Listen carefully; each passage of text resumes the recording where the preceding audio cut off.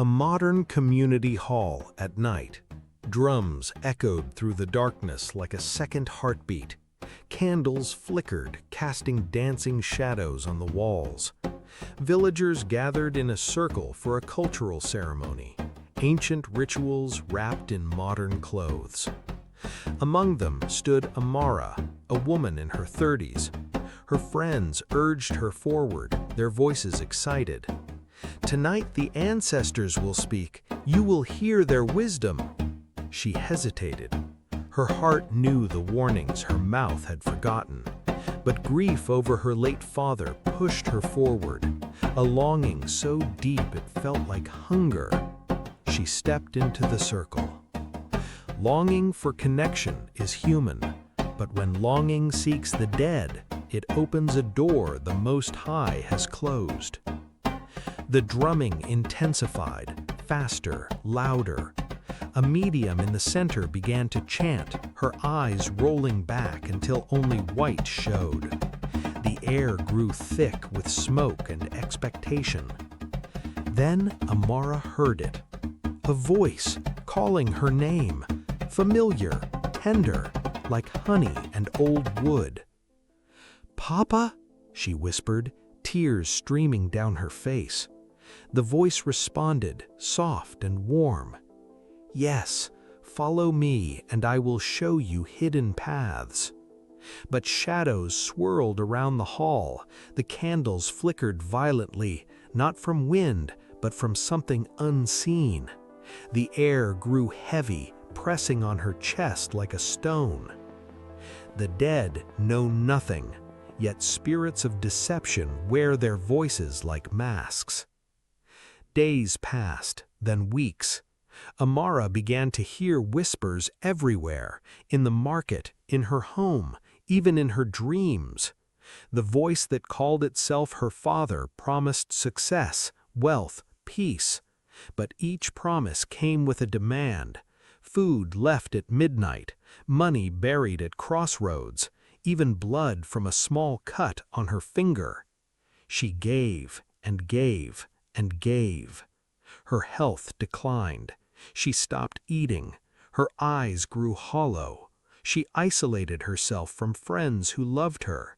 They avoided her now, sensing something dark clinging to her like a second shadow. But warnings came.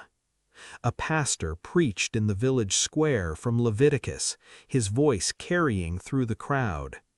"Do not turn to mediums or necromancers. Do not seek them out." A child playing near her doorstep said innocently, "The dead don't talk, only God does." Her aunt called from the village.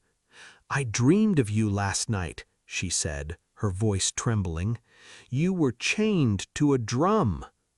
But Amara clung to the voices, believing them their father's guidance. She could not let go. The whispers had become her oxygen. What begins as comfort becomes captivity. Sorcery always demands more than it gives. One evening, Amara returned to the ritual ceremony. The drums thundered louder than before.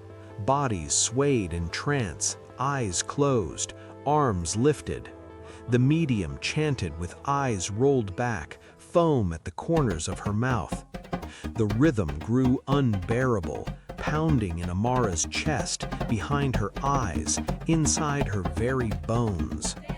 Heat rose in her chest like a fire lit from within.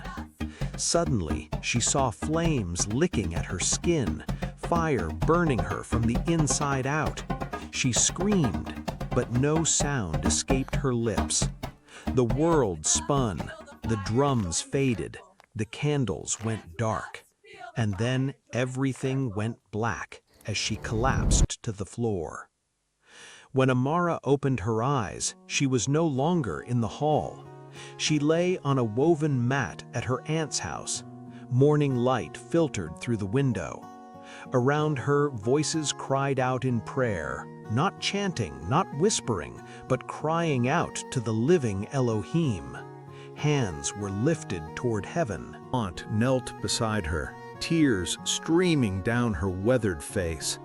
My daughter, why did you do this?" Amara's voice was broken, like shattered glass.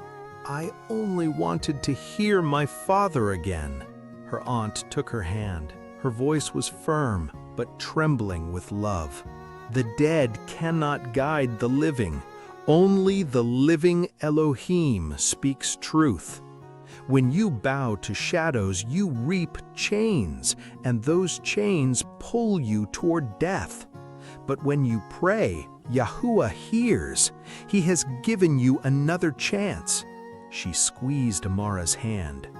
"There shall not be found among you anyone who practices divination or tells fortunes, for whoever does these things is an abomination to Yahuwah. And the dead know nothing." Amara closed her eyes. The truth settled into her bones like cold water, painful but cleansing. Slowly, she rose from the mat. Her legs trembled, but she walked to the corner of the room where she had hidden the charms, the bones, the shells, the cloth dipped in oil, the small pouch of herbs. She gathered them all in her arms. Outside, she built a small fire. One by one, she threw the charms into the flames. They crackled, they smoked, they curled and blackened and turned to ash. The fire consumed everything. Then Amara knelt on the earth. She lifted her hands, not to the dead, not to the shadows, but to the heavens. She prayed aloud, her voice shaking but sincere. "Father Yahuwah, forgive me. I sought voices that were not yours." The sun rose higher. The ashes blew away in the morning breeze. "There shall not be found among you anyone who practices divination or tells fortunes, for whoever does these things is an abomination to Yahuwah, and the dead know nothing." The shocking truth of ancestral spirits is this: they are not ancestors at all. They are chains disguised as comfort. Only the Spirit of Yahuwah brings life, and the voice that calls from the grave is never the voice that loves. Deuteronomy 18:10-12.